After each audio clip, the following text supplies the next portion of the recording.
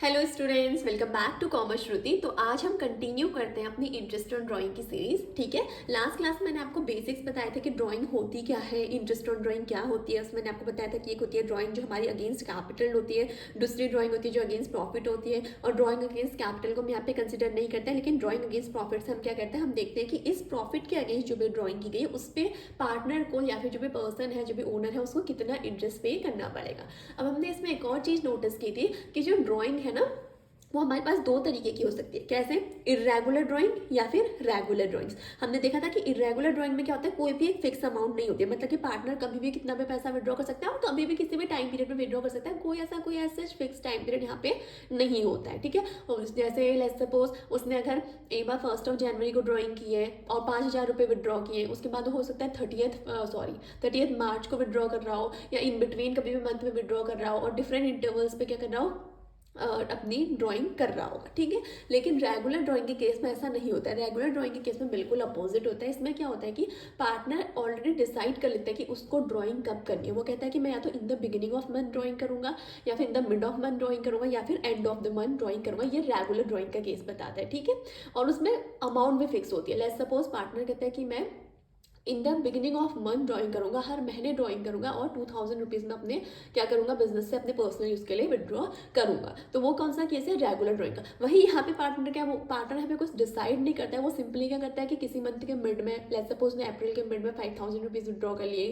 फिर उसके बाद 30 अक्टूबर को क्या करे, 7,000 रुपीज़ और विड्रॉ कर लिए। तो कोई फिक्स अमाउंट भी नहीं और कोई एक फिक्स टाइम पीरियड भी नहीं होता। ठीक है, और मैंने बताया था आपको जो इरेगुलर ड्राइंग है, जहाँ पे हमारे पे अनइक्वल ड्राइंग और डिफरेंट इंटरवल्स होते हैं ना, उसमें हम दो तरीके से इंटरेस्ट ऑन ड्राइंग कैलकुलेट कर सकते हैं। एक था हमारे पास सिंपल मेथड और एक था हमारे पास प्रोडक्ट मेथड, था कि नहीं? ठीक है, तो मैंने आपको लास्ट क्लास में एक प्रैक्टिकल प्रॉब्लम दिखाई थी और इस प्रैक्टिकल प्रॉब्लम की हेल्प से मैंने आपको बताया था कि कैसे आप सेम क्वेश्चन को with the help of simple and product method solve कर सकते हो। और एक और चीज़ बताई थी कि चाहे आप सिंपल मेथड लगाओ चाहे आप प्रोडक्ट मेथड लगाओ, your answer will be same. यहाँ पे भी 775 हमारा इंटरेस्ट ऑन ड्राइंग आया था पार्टनर का, और यहाँ पे भी 775 ही इंटरेस्ट ऑन ड्राइंग आई थी हमारे यहाँ पे पार्टनर की।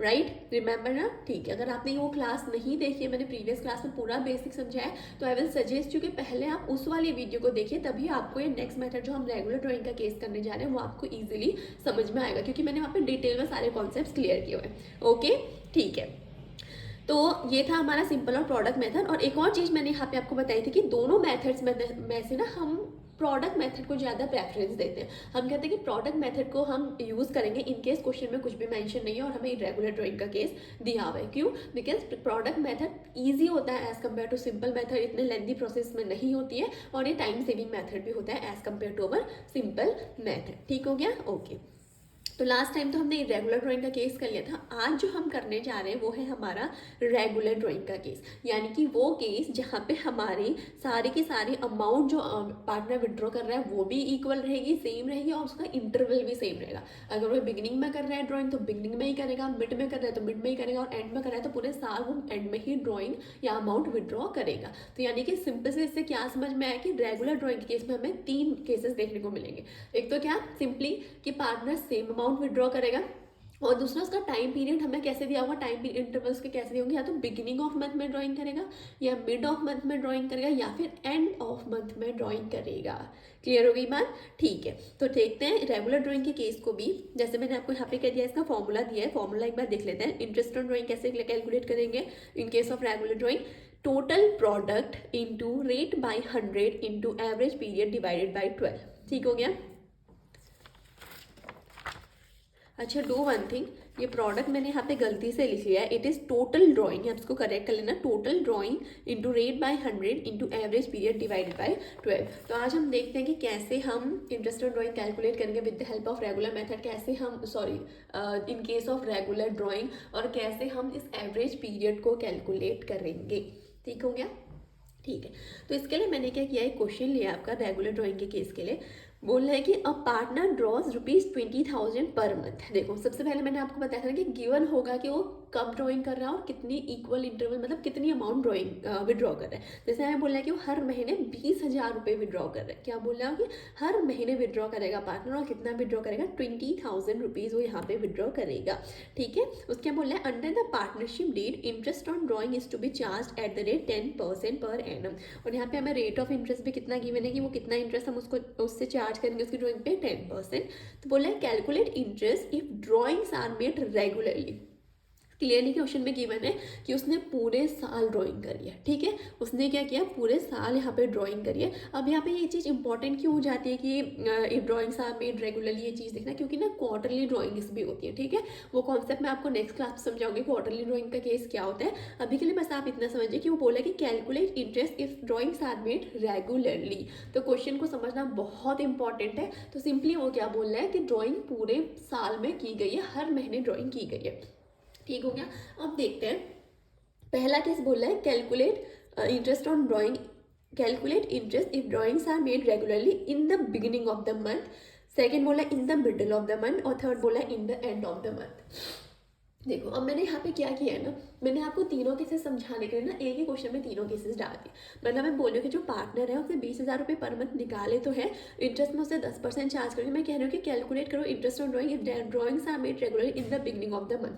मैं कह रही हूँ अगर उसने in the beginning of the month drawing की होती, हर महीने उसने स्टार्टिंग में 20,000 विड्रॉ किए होते, तो हम उस पार्टनर से कितना इंटरेस्ट चार्ज करते। क्लियर हो गई बात।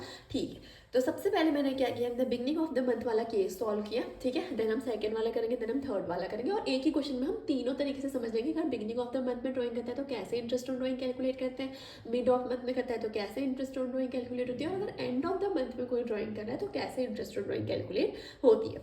ठीक है, ओके तो सॉल्यूशन स्टार्ट करते हैं। सबसे पहले मैंने इंटरेस्ट ऑन ड्राइंग कैलकुलेट करने के लिए क्या कैलकुलेट की हुई है, टोटल ड्राइंग। टोटल ड्राइंग कैसे निकाली मैंने, सिंपल है, देखो जितनी ड्राइंग की है और हर महीने की है तो एक साल में कितने महीने होते हैं, 12 महीने। तो मैंने सिंपली क्या किया 20,000 को मल्टीप्लाई कर दिया 12 से, 2,40,000। यानी कि इसका सिंपल सा मतलब ये है कि पार्टनर ने हर महीने 20-20 हज़ार रुपये विड्रॉ किए हैं और पूरे साल किए। तो यानी कि 20-20 हज़ार पूरे साल विड्रॉ किए तो क्या है, कितने टोटल उसने कितनी अमाउंट विड्रॉ करी है बिजनेस से, 2,40,000। मैंने क्या किया 20,000 इंटू 12, तो मेरी टोटल जो ड्राइंग हो गई वो कितनी आप कैलकुलेट हो गई यहाँ पे 2,40,000। अब इस 2,40,000 पे ना जो ओनर है जिसने भी अमाउंट विड्रॉ करी है उसे 2,40,000 पे क्या करना पड़ेगा, इंटरेस्ट पे करना पड़ेगा। समझ में आ गई बात। ठीक है, और हमें रेट ऑफ इंटरेस्ट ऑलरेडी की मैंने 10% पर एनम। ठीक है, तो ये मैंने टोटल ड्राइंग ना तीनों केसेस के लिए कैलकुलेट कर ली, क्योंकि क्वेश्चन में सिंपल सा गिवन है कि क्वेश्चन तो सिंपल इतना ही है ना कि 20,000 उसने निकाले 10%। ये मुझे बस केस दिए गए, केसेस दिए गए कि अगर बिगनिंग में करा होता उसने ड्राइंग तो कितना उसको इंटरेस्ट पे करना पड़ेगा, मिडिल में किया होता तो कितना इंटरेस्ट पे करना पड़ेगा, और एंड में किया होता तो कितना उसको इंटरेस्ट पे करना पड़ेगा। समझ में आ गई बात। ठीक हो गया, तो आप सबसे पहला केस देखते हैं इन the beginning of the month. तो जब भी इन the beginning of the month drawing की गई होती है ना, तो इंटरेस्ट ऑन ड्राइंग कैलकुलेट करने का हमारा फॉर्मूला क्या होता है, देखो it is total drawing into rate by 100 into 6.5/12। यानी कि सिंपल सी चीज़ है कि फॉर्मूला वही है, total drawing into rate by 100 into time period, जो भी हमारा एवरेज पीरियड है ना उसको डिवाइड करना है 12 से। अब देखो मैंने आपको क्या बोला कि बिगनिंग ऑफ द मंथ के केस में हमें क्या लेना होता है, जो हमारा एवरेज पीरियड है, जो टाइम पीरियड 6.5/12। ठीक है, ये आप लर्न कर लो, इट इज़ गुड। अगर आपको क्वेश्चन करते करते आपको ना वैसे भी लर्न हो जाता है कि बिगनिंग ऑफ द मंथ में क्या टाइम पीरियड रहता है, मिड ऑफ द मंथ में क्या रहता है, एंड ऑफ द मंथ में क्या रहता है, ये आप इजीली लर्न कर सकते हैं। आई विल सजेस्ट जो कि आपको ये लर्न होने चाहिए। ठीक है, और उसके अलावा मैं आपको ये भी अभी कैलकुलेट करके दिखा दूँगी कि हमें एवरेज टाइम पीरियड कैलकुलेट कैसे करते हैं। ठीक है, ठीक हो गया। तो मैंने आपको बताया कि बिगनिंग ऑफ मंथ वाले केस में हम क्या करते हैं, total drawing into rate by 100 into 6.5/12। तो टोटल ड्राइंग मैंने अभी कैलकुलेट करी थी, कितनी थी, 2,40,000। मैंने उसको लिख दिया। रेट हमें गिवन है 10%, मैंने 10% लिखा। और मैंने आपको क्या बताया कि बिगनिंग ऑफ मंथ वाले केस में हम कितना, हम यहाँ पे एवरेज पीरियड हमारा टाइम पीरियड क्या लेते हैं 6.5/12, तो मैंने रखा। और मेरी इंटरेस्ट जो ऑन ड्राइंग निकल के कितनी आ गई 13,000। यानी कि अगर पार्टनर ने 20,000 हर महीने विड्रॉ किए और हमने कहा है कि हम उससे 10% इंटरेस्ट चार्ज करेंगे इस ड्राइंग पे, तो उसमें केस मैंने देखा कि जब भी उसने बिगनिंग ऑफ द मंथ में ड्राइंग की थी तो उसको कितना इंटरेस्ट पे करना पड़ेगा एक साल का, 13,000 रुपीज़। इस 2,40,000 पे उसको कंपनी को या बिजनेस को कितना पे करना पड़ेगा, 13,000 रुपीज़। क्लियर हो गई बात। ठीक है, तो हमारा फर्स्ट केस सॉल्व हो गया। ओके, तो फर्स्ट केस को नेग्लेक्ट करके फिर से क्वेश्चन पढ़ते हैं। बोला कि a partner draws ₹20,000 per month under the partnership deed interest on drawing is to be charge at the rate 10% per annum. Calculate interest if drawings are made regularly. अब हम सेकेंड केस देखेंगे। Calculate interest if drawings are made regularly in the middle of the month. ठीक हो गया? Okay, तो ये रहा आपके पास क्वेश्चन। मैंने आपको बताया था कि हर केस में मैं क्या कर चुकी हूँ, क्योंकि फॉर्मूला क्या होता है, total drawing into rate by 100 into 6/12। तो मैंने आपको बताया कि मैं सारे केसेस में टोटल ड्राइंग कैलकुलेट कर चुकी हूँ। क्यों? क्योंकि क्वेश्चन डिफरेंट नहीं है, बस केसेस डिफरेंट है। ठीक है, तो टोटल ड्राइंग हमारी फिर से कितनी हो जाएगी, वही जो हमने 20,000 ड्रॉ किया था 12 महीने के लिए, तो 2,40,000 हमारी यहाँ पे भी क्या रहेगी, टोटल ड्राइंग रहेगी। लेकिन रेट भी सेम है 10%, लेकिन हमारा टाइम पीरियड यहाँ पे चेंज हो जाएगा। टाइम पीरियड क्यों चेंज हुआ? क्योंकि अब क्या करी है उसने drawing in the mid of every month. उसने हर साल के ना मिडिल में क्या कर रखी है, ड्राइंग की हुई है। तो जब मिड ऑफ द मंथ वाला केस आएगा तो हम टाइम पीरियड क्या लेंगे, 6/12। जब बिगिनिंग ऑफ द मंथ था तब कौन सा टाइम पीरियड हमने लिया, 6.5/12। जब मिड ऑफ द मंथ वाला केस है तो वहाँ पे कितना लेंगे, 6/12। मैं आपको बताऊंगी कैसे कैलकुलेट करते हैं, but I will suggest you, जैसे कि मैंने अभी बोला थोड़ी देर पहले, कि आपको ये लर्न होने चाहिए। प्रैक्टिस करो, जितने क्वेश्चंस प्रैक्टिस करोगे उतनी जल्दी आपको ये लर्न हो जाएंगे। आपको नो नीड टू डू रट्टाफिकेशन एंड ऑल, खुद लर्न हो जाएंगे। The more practice you will do, जितना जल्दी, जितनी ज़्यादा प्रैक्टिस होएगी उतनी जल्दी आपको ये फॉर्मूलाज लर्न हो जाएंगे। ठीक है, ओके। और तो हमने क्या किया, फॉर्मूला पुट किया, उसके बाद टोटल ड्राइंग हमने लिख ली 2,40,000। रेट अगेन सेम है 10%, और टाइम पीरियड के यहाँ पे 6/12। एवरेज पीरियड जो हमारा कितना है, 6/12। तो हमारे मिडिल ऑफ द मंथ के केस में जो पार्टनर रहेगा उसने mid of the month 20,000 rupees withdraw किए होंगे, तो उसको साल के अंत में, ईयर के एंड पे जब अकाउंटिंग पीरियड हमारा क्लोज होएगा, तो वहाँ पे 2,40,000 पे हम उससे कितना इंटरेस्ट लेंगे, 12,000 रुपीज़। ये हम उससे इंटरेस्ट यहाँ पे कलेक्ट करेंगे। ठीक हो गया? Okay, then the third case आते हैं। क्वेश्चन में फिर से देख लेते हैं। बोला है a partner draws 20,000 per month under the partnership deed interest on drawing is to be charge at 10% per annum. Calculate interest if drawings are made regularly in the end of the month. ठीक है, अब बोल रहा है कि calculate करो drawing, जब हम केस दे रहे हैं आपको कि उसने ड्रॉइंग कब की है, इन the end of the month. तो सिंपल से पहले फॉर्मूला देखेंगे, क्या होगा, total drawing into rate by 100 into 5.5/12। ठीक है, आपको क्या बोला मैंने कि एंड ऑफ द मंथ के केस में क्या होगा, average period 5.5/12। Beginning of the month के केस में क्या था, 6.5/12। मिड ऑफ द मंथ के केस में क्या था, 6/12। और एंड ऑफ द मंथ के केस में क्या है, 5.5/12। ठीक है, तो अगेन क्योंकि क्वेश्चन वगैरह सब कुछ सेम है, तो हमारी टोटल ड्राइंग ऑलरेडी कैलकुलेटेड है कितनी, 2,40,000। 20,000 इंटू 12 करके जो हमने निकाली थी। रेट कितना गिवन है, 10%। और यहाँ पे हमारा एवरेज पीरियड कितना गिवन है, 5.5/12। ठीक है, तो इसको सॉल्व करने पे जो अमाउंट आई हमारी वो कितनी आई, 11,000। यानी कि अगर पार्टनर सॉरी, अगर पार्टनर मंथ के एंड में ड्राइंग कर रहा है रेगुलर ड्राइंग के केस में, तो उसको हम यहाँ पे क्या करेंगे, उससे कितना अमाउंट, हम कितना इंटरेस्ट कलेक्ट करेंगे यहाँ पे, 11,000 रुपीज़। समझ में आ गई बात? ठीक है, तो ये थी इंटरेस्ट ऑन ड्राइंग तीनों केसेस में। जब उसने सेम अमाउंट विड्रॉ करी थी बिगिनिंग ऑफ द मंथ में, तो उसको 13,000 रुपये देने पड़े। जब सेम अमाउंट उसने मिड ऑफ द मंथ में क्या करी, विड्रॉ करी, तो उसको 12,000 रुपीज़ देने पड़े। और सेम अमाउंट जब उसने एंड ऑफ द मंथ में विड्रॉ करी तो उसको 11,000 रुपीज़ इंटरेस्ट पे करना पड़ा था। देखो एक और ट्रिक सिखाती हूँ आपको इसको लर्न करने की। देखो हर बार ना 0.5 डिक्रीज हो रहा है, ऐसे नहीं भी याद रहेगा तो याद करने की ट्रिक भी बता दूँ। बिगिनिंग ऑफ द मंथ को याद कर लो 6.5/12। फिर जब मिड होगा ना तो देखो 0.5 रिड्यूस हो जा रहा है 6/12। और जब एंड हो रहा है तो और 0.5 रिड्यूस हो रहा है 5.5/12। तो ऐसे भी आप उसको याद कर सकते हो। ठीक हो गया? ठीक है, आई होप ये तो चीज़ समझ आ गई होगी, क्योंकि फॉर्मूला लिखने के बाद सिर्फ आपको टोटल ड्राइंग कैलकुलेट करनी होती है, और ये टाइम पीरियड आपको लर्न होना चाहिए। टोटल ड्राइंग कैलकुलेट करना मैंने आपको बता दिया। जितनी भी उसने अमाउंट विड्रॉ करी है, जितने भी मंथ्स के लिए कि आप उसको मल्टीप्लाई कर दोगे तो आपकी उतनी टोटल ड्राइंग कैलकुलेट निकल के आ जाएगी। समझ में आ गई बात? ठीक है, तो अब आपको मैं अगला कॉन्सेप्ट बताती हूँ कि कैसे हम एवरेज पीरियड कैलकुलेट करेंगे। ठीक हो गया?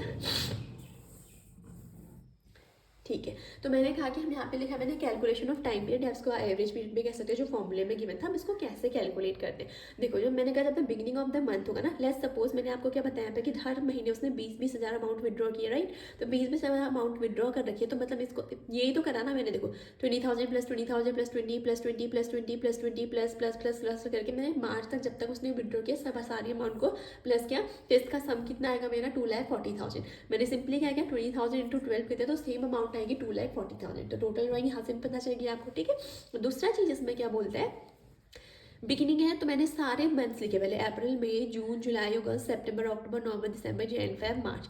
कब ड्राइंग हो रखी है? इन the beginning of the month, यानी कि 1 अप्रैल को। ठीक हो गया, इतनी चीज़ तो आपको समझ में आ गई। अब मेन चीज़ है कि ये टाइम पीरियड कैसे कैलकुलेट करना है। तो देखो सिंपल सा समझना है हमको। 1 अप्रैल को ड्राइंग की थी ना 20,000 रुपये, तो इस 20,000 में वो कितने मंथ का इंटरेस्ट पे करेगा? पूरा करेगा ना 31 मार्च तक का, करेगा कि नहीं करेगा? यानी कि इस 20,000 पे वो अप्रैल मई जून जुलाई अगस्त सितंबर अक्टूबर नवंबर दिसंबर जनवरी फरवरी मार्च पूरे 12 महीने का इंटरेस्ट पे करेगा। समझ में आ गई बात? ओके। और नेक्स्ट क्या है, 1 मई को उसने फिर से 20,000 रुपये निकाले। अब 1 मई को निकाले तो मई से लेके 31 मार्च तक के कितने महीने होते हैं? सिर्फ 11 महीने। यहाँ पे 12 महीने क्यों आए? क्योंकि 1 अप्रैल से लेकर 31 मार्च तक का हमने क्या किया, उसका टाइम पीरियड कैलकुलेट किया, तो 12 महीने आए। सिमिलरली अब उसने 1 मई को कर रखे हैं 20,000 रुपये, तो इस 20,000 पे वो 12 महीने का इंटरेस्ट पे नहीं करेगा। इस 20,000 पे वो सिर्फ 11 महीने का इंटरेस्ट पे करेगा। समझ में आ गई बात? मई से लेके 31 मार्च तक का। सिमिलरली 1 जून से लेके 31 मार्च तक वो 10 महीने का इंटरेस्ट पे करेगा। ठीक है, तो समझ में आई बात की नहीं आई? ठीक है, तो इस तरीके से मैंने क्या किया, 1 जुलाई से फिर वो 9 महीने का करेगा, 1 अगस्त से वो 8 महीने का करेगा, 1 सितंबर से 7, 1 अक्टूबर से 6, 1 नवंबर से 5, 1 दिसंबर से 4, 1 जनवरी से 3 महीने का, 1 फरवरी से 2 महीने का, और 1 मार्च से 31 मार्च से वो सिर्फ 1 महीने का उस अमाउंट पे 20,000 पे इंटरेस्ट पे करेगा। ठीक है, तो ये ना अगर मैं ऐसे एक एक का कैलकुलेट करने लगूंगी 20,000 इंटू 10/100 इंटू 12/12, फिर नेक्स्ट 20,000 इंटू 10/100 इंटू 11/12, जो कि मैंने आपको सिंपल मेथड में बताया था ना कि हम सिंपल मेथड यूज़ कर सकते हैं ऐसे करके। ठीक है, यही तो होता है सिंपल मेथड में। हम और करते क्या है कि जितने भी अमाउंट है, जितनी भी उसने ड्राइंग किया, उसको मल्टीप्लाई कर दो rate by 100 into time period. जैसे यहाँ पे 20,000 इंटू 10/100 इंटू 11/12, 20,000 इंटू 10/100 इंटू 10/12। हम इस तरीके से भी तो कर सकते हैं ना। उसके बाद जितनी भी ड्राइंग है, सॉरी जितना भी हमारा इंटरेस्ट आएगा उन सबको ऐड कर देंगे और बोलेंगे ये रहा पार्टनर का टोटल इंटरेस्ट ऑन ड्राइंग। कह सकते हैं ना। ठीक है, बट क्या है, टाइम कंज्यूमिंग नहीं हो जाएगा और बहुत लेंथी प्रोसेस नहीं हो जाएगी, तो इसीलिए हमारा ना शॉर्टकट मेथड निकला। ठीक है, जिसमें हम क्या कहते हैं कि रेगुलर ड्राइंग के केस हम सिंपली क्या करते हैं, हम एक एवरेज टाइम पीरियड ले लेते हैं। तो एवरेज टाइम पीरियड हम कैसे निकालते हैं? सबसे पहले मैंने ये टाइम पीरियड लिखा, ठीक है, कि इसमें से 12 महीने, इसमें 11, इसमें 10, 9, 8, 7, इसके पूरा टाइम पीरियड लिखा। अब मैं इसका एवरेज लूँगी। एवरेज कैसे लूँगी? स्टार्टिंग में जो भी है, एंड में जो भी है, डिवाइडेड बाई 2, यानी कि 12 + 1 डिवाइडेड बाई 2। तो देखो मैंने बिगिनिंग ऑफ द मंथ के केस में एवरेज निकाला कैसे, 12 यानी कि ये वाली अमाउंट, ठीक है, +1 यानी कि ये वाली अमाउंट। तो 12 + 1 डिवाइडेड बाई 2, इसका एवरेज करने के लिए डिवाइड कर दिया 2 से, तो मेरा कितना निकल गया? 13/2 = 6.5।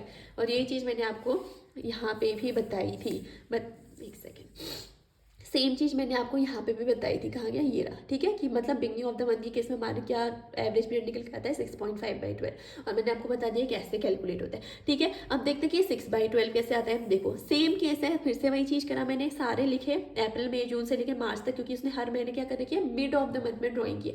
अब इसने ड्राइंग कब करी होगी ना, 15 अप्रैल को, क्योंकि मिड ऑफ द मंथ में की है, देन 15 मई को, देन 15 जून को, देन 15 जुलाई को। अब क्योंकि यहाँ पे इसने 1 अप्रैल को की थी, तो मैंने कहा कि पूरे 12 महीने का इंटरेस्ट पे करना पड़ेगा।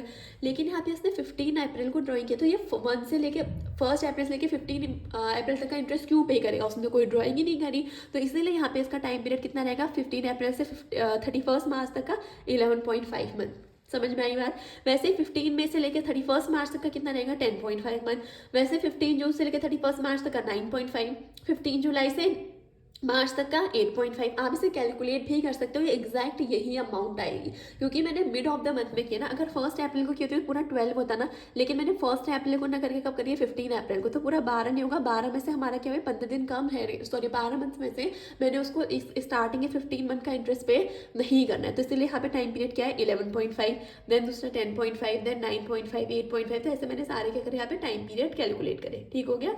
ठीक है, अब मैंने फिर से वही प्रोसीजर फॉलो करना है कि क्या एवरेज निकालने के लिए जो भी स्टार्टिंग है, जो भी एंडिंग है, उसको डिवाइड करना है 2 से। समझ में आ गई बात? ऐड करके डिवाइड करना है। तो मैंने एवरेज निकालने के लिए क्या किया, 11.5 + 0.5 डिवाइडेड बाई 2। तो मेरा कितना निकल के आ गया, 12/2, यानी कि यहाँ पे कितना निकल के आ गया मेरा 6। समझ में आ गई बात की नहीं आई?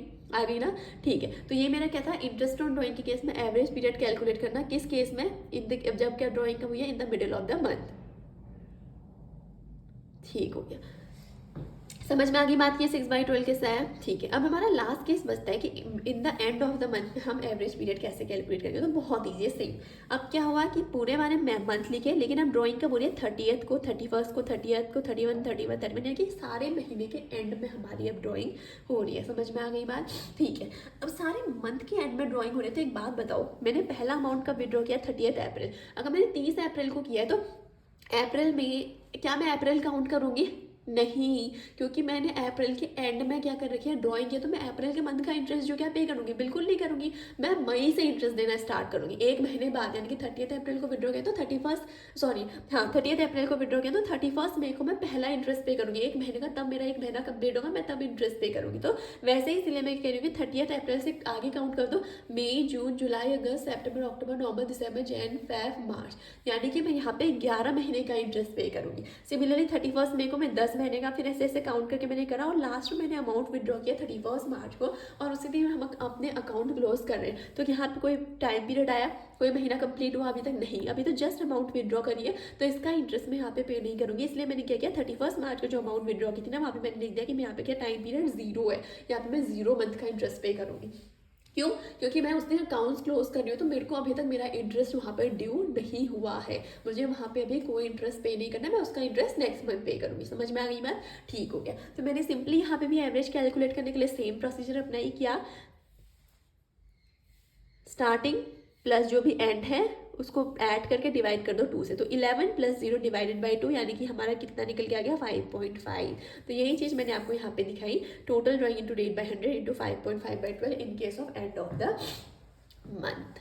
समझ में आ गई चीज़ या नहीं? देखो, अगर आप ये कैलकुलेट करने बैठोगे ना एग्जाम में, तो कोई मतलब सेंस नहीं बनता, ठीक है। यू शुड नो कि ये कैसे कैलकुलेट किया जाता है टाइम पीरियड, बट यहाँ पे आपको टाइम पीरियड लर्न करना इज मैंडेटरी। हाँ, पता होना चाहिए कि एवरेज पीरियड जो हमने यहाँ पे 6.5 लिख दिया, 6/12 लिख दिया, 5.5/12 लिखता है, कि ये आया कहाँ से, ये आपको कैलकुलेशन मेथड पता होना चाहिए, that is basic things. But ये कैलकुलेट करने आप एग्जाम में नहीं बैठ सकते, इसीलिए आपको बाय हार्ट लर्न होना चाहिए कि इन केस ऑफ अगर रेगुलर ड्राइंग है तो वहाँ पे हम क्या कर सकते हैं, शॉर्टकट मेथड यूज कर सकते हैं। वहाँ पे हमें सिंपल मेथड और प्रोडक्ट मेथड यूज करना बहुत लेंथी प्रोसेस जाएगी, बहुत टफ पड़ जाएगा। इसीलिए रेगुलर ड्राइंग के केस के लिए ना एक शॉर्टकट मेथड निकाला गया कि आप ये देखो कि drawing in the beginning of the month कर गई है पूरे साल में, या मिड ऑफ द मंथ कर गई है पूरे साल में, या and of the month drawing की गई है पूरे साल में। अब जब भी ड्राइंग की गई है उसके हिसाब से आप क्या करो, फॉर्मूला पुट कर लो। यानी कि अगर बिगिनिंग ऑफ द मंथ में की गई है तो टोटल ड्राइंग कैलकुलेट करो, उसकी रेट देखो कितना % आपको इंटरेस्ट चार्ज करना है,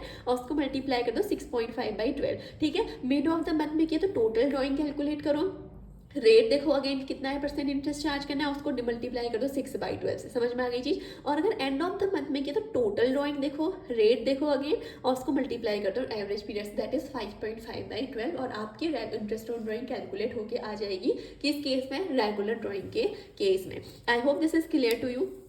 समझ में आ गई चीज़ की नहीं आई, ठीक है। तो हमने क्या किया, इंटरेस्ट ऑन ड्राइंग का पोर्शन जो हमने पढ़ा था उसमें हमने 2 तरीके की ड्राइंग देखी थी, रेगुलर और इरेगुलर ड्राइंग। तो हमने रेगुलर ड्राइंग के केस में भी देखा कि कैसे दोनों मेथड, सिंपल और प्रोडक्ट मेथड से हम इंटरेस्ट कैलकुलेट कर सकते हैं किसी भी पार्टनर का, ठीक है, उसने जो भी ड्राइंग की है उस पर।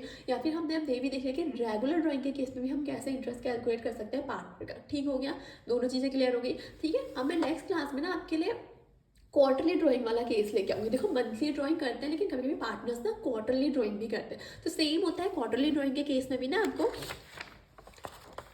इसी तरीके से आपको एक फॉर्मूला गिवन होगा, उसमें भी बस आपका एवरेज पीरियड जो होता है ये चेंज हो जाता है। समझ में आई बात, कि एवरेज पीरियड वहाँ पे चेंज होता है, बाकी पूरा मेथड सेम होता है। हाँ, लेकिन वहाँ पे टोटल ड्राइंग कैलकुलेट करने का मेथड थोड़ा डिफरेंट होता है। क्यों? क्योंकि यहाँ पे तो हमने पर मंथ की थी, तो हमने क्या किया, सिंपली 20,000 को 12 से मल्टीप्लाई कर दिया। लेकिन वहाँ पे क्वार्टरली होता है, तो एक साल में कितने क्वार्टर्स होते हैं, 4 क्वार्टर्स होते हैं ना, तो वहाँ पे हम इसको 12 से नहीं मल्टीप्लाई करते हैं, वहाँ पे हम इसको किससे 4 से मल्टीप्लाई करेंगे। तो अभी ज़्यादा डिटेल में नहीं जाते हैं, ऐसे कुछ समझ नहीं आएगा, मैं आपको एक प्रैक्टिकल प्रॉब्लम के साथ समझाऊंगी। अगर क्वार्टरली ड्राइंग का केस होता है तो कैसे आप वहाँ पे इंटरेस्ट ऑन ड्राइंग कैलकुलेट करते हो, ठीक है। आई होप आज की क्लास आपको समझ आ गई होगी, आपको इरेगुलर और रेगुलर ड्राइंग के केस में कोई डिफरेंस नहीं, कोई कंफ्यूजन नहीं होगा, कोई डाउट नहीं होगा। बट इन केस स्टिल आपको कोई चीज़ समझ नहीं आई, कोई कॉन्सेप्ट क्लियर नहीं हुआ, या आपको लगा कि मैम इसे थोड़ा सा और इलाबोरेट करके बता दीजिए, तो प्लीज़ आप कॉमेंट सेक्शन में मैंशन करना, मैं आपको और डिटेल में और अच्छे तरीके से उसको क्लैरिफाई करने की पूरी कोशिश करूँगी। ठीक हो गया? ठीक है, तो चलो आज की क्लास को यहीं पे एंड करते हैं। Bye bye, thank you so much. और प्लीज़ चैनल को सब्सक्राइब करना। आपको वीडियोस पसंद आ रही तो प्लीज़ वीडियोस को लाइक करना और अपने दोस्तों के साथ में शेयर करना। Okay, thank you so much.